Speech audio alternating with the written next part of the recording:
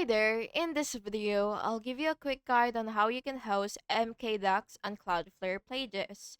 Please listen carefully to each step that I will be explaining because I will describe everything so you can follow along even if your screen looks different.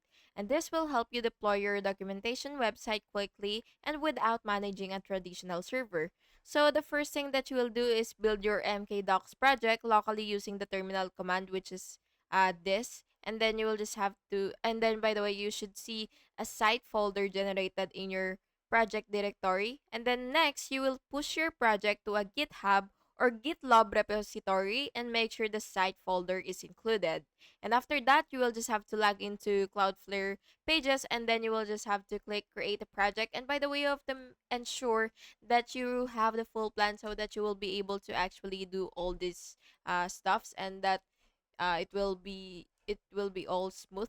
And after that, after creating your project, you will connect your repository, and then you will configure the build settings, which is the framework preset to none, and the build command to, again, this MacDocs build, and then build output directory to site, and then you will just have to click save and deploy. And finally, you will just have to wait for the Cloudflare pages to build and deploy your site, and you will receive a live URL which you can share. And yeah, that's basically just it. I hope you found this video helpful. And if you did, please make sure to like and subscribe for more videos like this. Thank you and have an awesome day.